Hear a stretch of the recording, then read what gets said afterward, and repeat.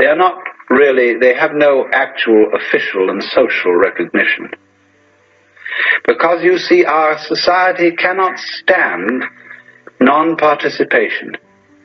It cannot stand really fundamental criticism.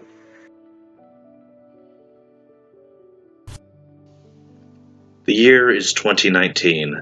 At the close of another decade, we find the progress modernity promised us to be a lie. While post-industrialization continues to grow the economies of many Western countries, that new wealth is being concentrated in the hands of unchecked capitalists. Meanwhile, the middle class is disappearing as more and more individuals find themselves taken under by the riptide of the poverty line. We are well on our way to entering a new Gilded Age. To demonstrate the detrimental effects late-stage capitalism is having upon us, one need only look to Japan. The nation's collective mindset, combined with its extreme focus on laissez-faire economics, have led to businesses exploiting their workers to the point that many Japanese every week die from a condition called karoshi, which is Japanese for overwork, and it is a problem that is so prevalent that they invented a vocabulary word for it. Even in a first world country, people are being worked to death without seeing their incomes grow in the slightest. One can only stand at the all-consuming existential horror of it all and ask, what hope does someone like me have of changing this? As it turns out, there is one literary hero who not only embodies this question, but finds a grim answer to it all. Enter Bartleby the Scrivener, a short story by renowned American author Herman Melville. Written close to 150 years ago, Bartleby is an existential comedy centered on the notion of one person's actual power to disrupt the systems which oppress him. While such a description might call to mind grand rebel leaders making eloquent speeches in order to inspire social change, Bartleby is the exact opposite of that kind of rebel.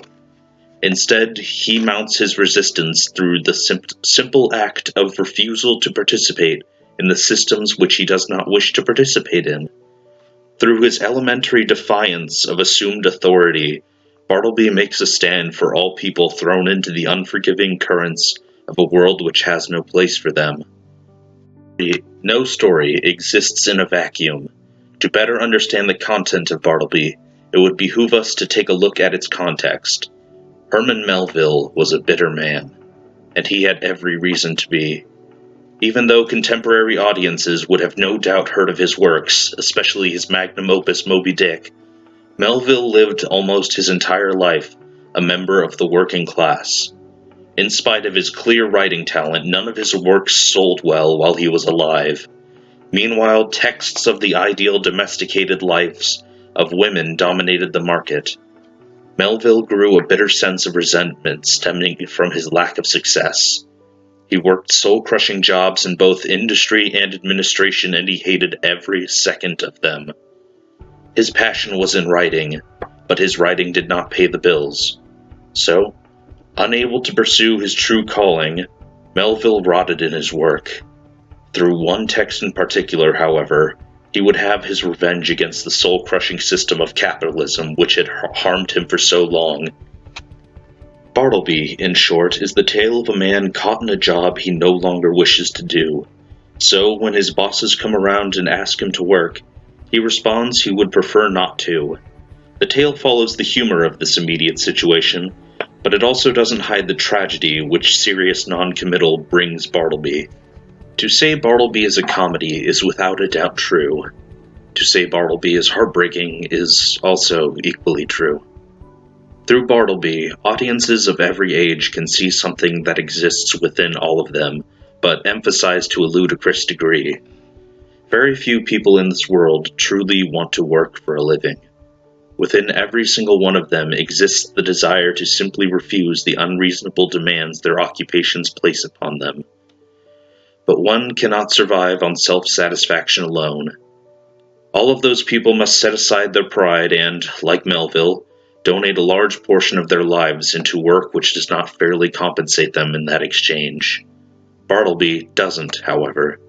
He takes a stand, refusing to do anything that he doesn't want to, and he pays the ultimate price for it. Even in a world where human beings are treated like cattle, all for the sake of their boss's profits, the alternative, according to Bartleby, is death. Such a grim reminder acknowledges the nuance of rebellion and asks the question of whether it is better to live in shackles or to die in liberty. Even if we are unable to find a true haven where we are able to actualize ourselves free from the pressures of society, well, so was Bartleby. It's a message to all of us that, though we suffer continuously, direct non-participation, while courageous, will inevitably lead to self-destruction. This early cry of Melville's is an important, albeit often overlooked cry against social problems that still haunt us today. Though the American nation was founded upon ideals of hard work paving the way for a brighter future for all, the unchecked power of corporate greed corrupted that dream in order to turn out profits. In essence, this turned all of the Melvilles and Bartlebys of the world into automatons who labored to feed the wealth of the rich, all in the bitter hope that they might be able someday to earn a place to exist and actualize themselves. It is as the historian Chris Hedges wrote in his influential work Days of Destruction, Days of Revolt. The vaunted American dream, the idea that life will get better, that progress is inevitable if we obey the rules and hard work, is revealed as a tainted lie. We have all been sacrificed. The virus of corporate abuse, the perverted belief that only corporate profits matter, has spread to outsource our jobs, cut the budgets of our schools, close our libraries.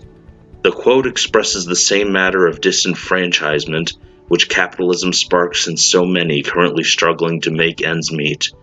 But Melville recognized this same sentiment, and he expressed it a century and a half before Chris Hedges. But we must ask ourselves why society cannot allow for a space for Bartleby to exist in his state of non-participation. The answer is, quite simply, because he would set a precedent. In order for capitalism to work, the needs of society must be met using the labor of its people. For someone like Bartleby to be able to shirk off his duties, others too would embrace their own spirits of non-participation, and this is something society cannot survive allowing. Even more so than the practical reasons, this story points to reasons that people will not allow Bartleby's space as being the arrogance of the social-minded capitalist. Recall when Bartleby's unnamed boss has colleagues over to his office only for them to gawk and jeer at the housing of the inactive Bartleby. It is their jeers which inspire such a change in the boss that he decides to throw out Bartleby. Their warnings forced the boss to consider the situation as follows. The idea came upon me of him turning out a long-lived man, and keep occupying my chambers and denying my authority, and perplexing my visitors, scandalizing my professional reputation. The boss is more worried about what housing Bartleby will do for his image than he truly does for the money to be lost. And this is the element which ultimately convinces the boss to throw Bartleby out of his haven once and for all.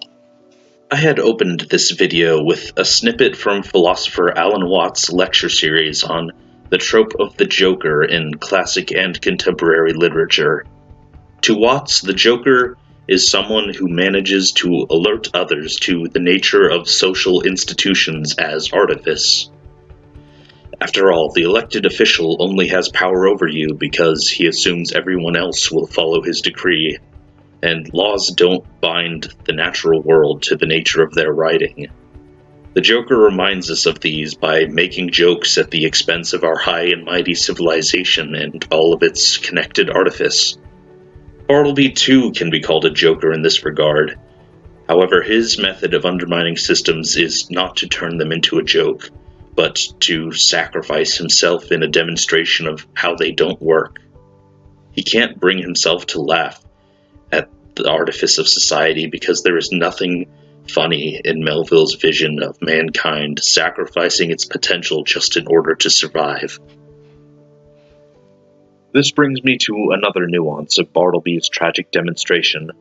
Though his demonstration clearly shows a disdain for the soul-crushing nature of capitalism, he never once comes up with a better suggestion.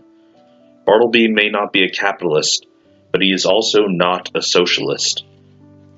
A character like Bartleby fuels a reading of a social ill, but it also does little in the way of offering advice to remedy that ill. This adds further fuel to Melville's existential tragedy we read throughout Bartleby. To Bartleby there is no solution. He is not the revolutionary with grand ideals to change the world. Rather, he is a broken cog incapable of performing its role for another second longer. And what does society do with this broken cog? It throws him out like the replaceable part that he is. As it all comes together, the picture which we can see forming of Bartleby the Scrivener is that it is an early example of a text decrying mid- and late-stage capitalism. Even if it does not contain ideas for the cure, it still diagnoses the ill effectively.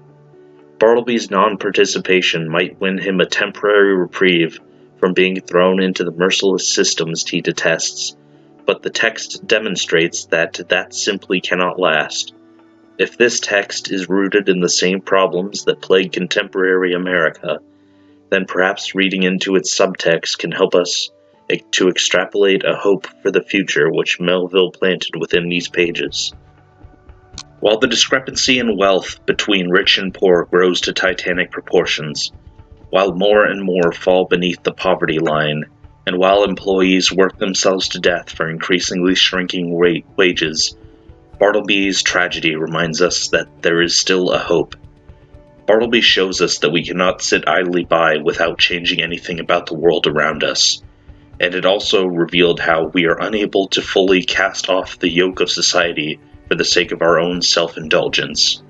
If we put these two elements together, and we see a picture of resistance to capitalist heartlessness in changing the world while still engaging in that world.